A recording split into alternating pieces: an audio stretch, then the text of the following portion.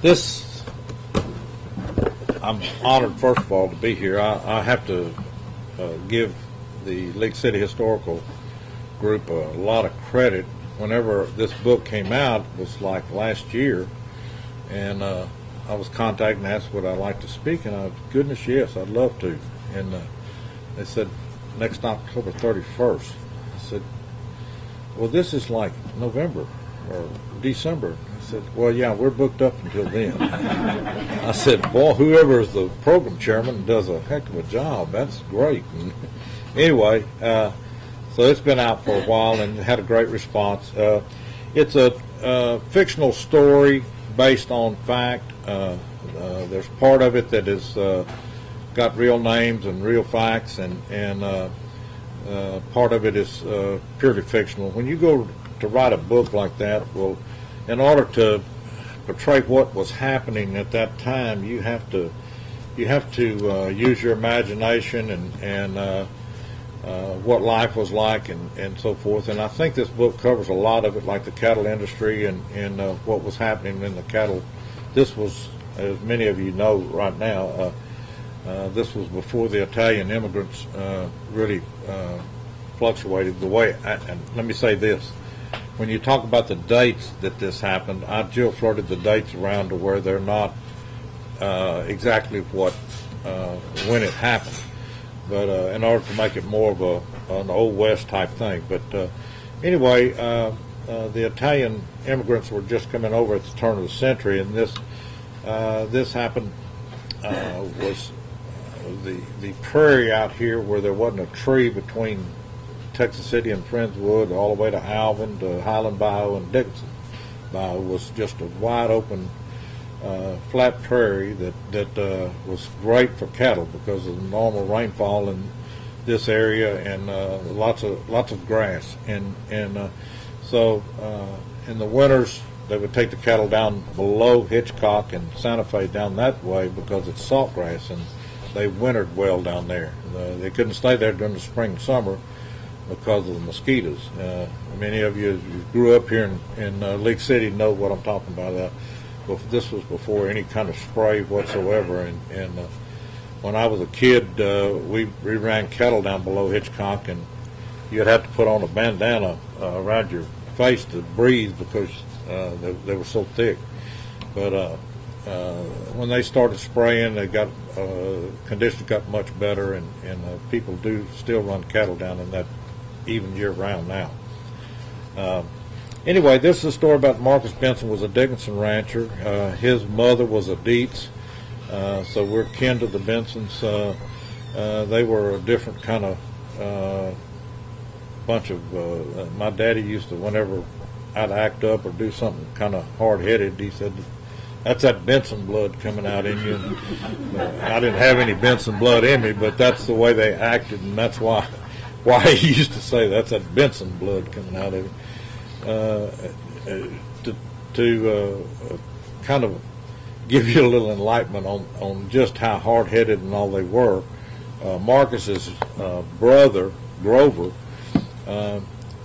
lived there in Dickinson, and he had 3 children. And when he died in 1953, they had a fairly sizable piece of land there south of Dickinson, and they had a big, old, beautiful home place that looks like a lot of the pictures here. There weren't many big houses like y'all had, and that was one of them. It was beautiful.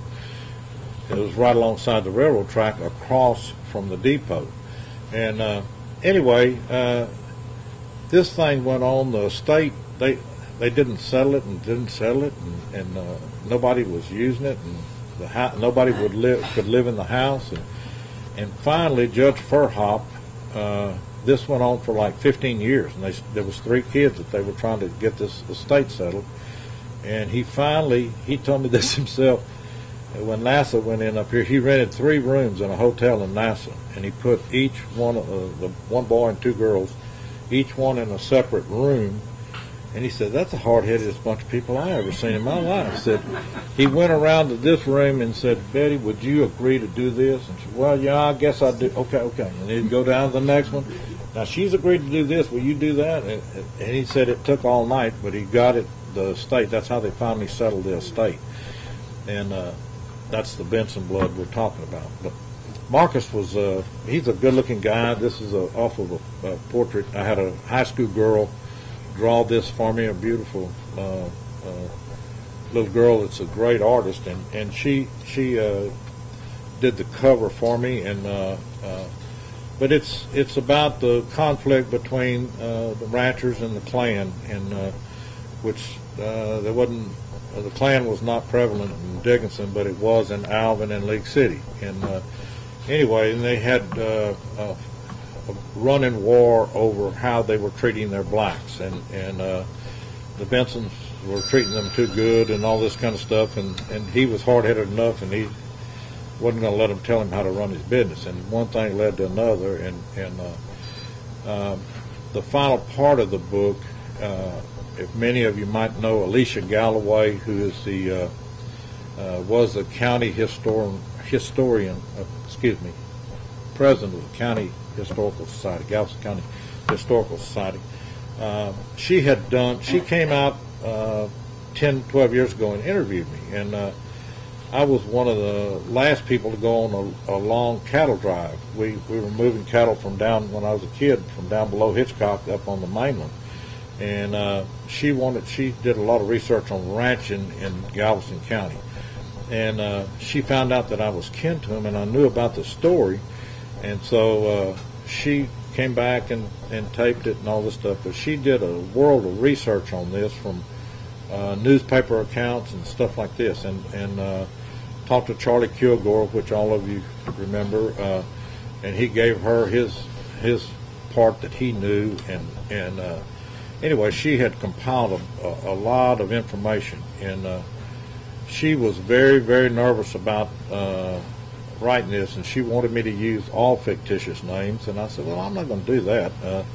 I won't use any real names on any of the bad people or the ones that were involved, but the Bensons I'm going to use, and my grandfather, Ed Deats, and so I did, and she still right before we went to the publish it, she was really, really nervous about it. You're going to get sued, and I said, well, there's none of the Bensons left; they're all dead. And anyway, some of the things in there, like I said, are fiction. Some of them are true, and it's gone over real well. I've talked to everybody on the mainland just about as far as civic clubs and stuff like this, and I'm very proud of this book. This is the 5th book that I've written, and I will say this, if you've been around here very long, I had written Muley Parker before. That was the book prior to this one, and I was with a boy from Dickinson, Steve Long, who's written a number of books, and he's a Dickinson boy. His daddy used to farm rice right down there south of Hughes Road, and Steve and I were having lunch together, and he said, what are you going to work on next? And I said, well, I don't think I'm smart enough or capable enough to write it, but I've got a story that my great uncle used to tell constantly. And my great uncle, by the way, was Harold Yalin, who retired right up here at the tank farm, Humble Tank Farm. He was a 16-year-old teenage boy. His daddy owned a feed store right on the other side of the railroad tracks right there. There was a feed store. Later on, the Hansons, if many of you remember, the Hansons had that store. This was Percy Yalin was the one that owned that store then. And that's where Marcus was killed. And he was the Harold. Marcus was kind of like a John Wayne kind of figure in his eyes, and he was semi-kin to him anyway. But he was the first one to him there on the ground. And every time I'd see Harold, well, I'd ask him, tell me that story again. And he would tell, over the years, he'd tell it to me, and I was always wanting a little bit more information. But anyway, I told Steve Long about this, and he said, sit down and write it. I said, Steve, I swear to goodness, I don't know that I can really do that story justice. It's a great story, but I don't know that I can do it justice. He said, just sit down and start doing it and see what happens. And so I, with his encouragement, and I was sending him 4 or 5 chapters at a time, and, oh, this is great, this is great. So it encouraged me to go on and finish it.